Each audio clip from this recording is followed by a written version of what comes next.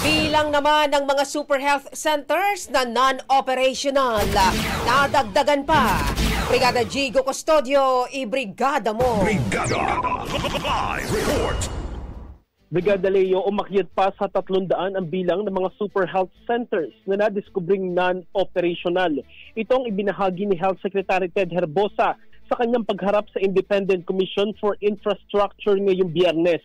Ayon kay Herbosa, 878 na super health centers ang pinondohan ng Health Facility Enhancement Program. Mahigit 500 dito ang kumpleto na, habang 300 ang ongoing pa ang construction kung saan karamihan ay nasa Luzon. Nang suriin ng DOH, ang 500 completed super health centers, 300 ang non-operational, habang ang ilan na idineklarang completed ay phase 1 pa lamang. Paliwanag ni Herbosa, wala silang nakikitang anomalya pero kaya nagiging non-operational ay dahil sa problema sa tubig at kuryente dahil LGU dapat ang namamahala dito.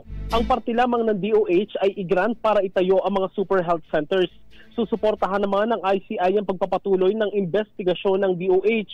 I-activate na rin ng DOH ang Citizens Participatory Audit dahil simula ng isa publiko ng DOH ang investigasyon. Nakakuha na ito ng reports mula sa publiko tungkol sa mga nakatenggang super health centers.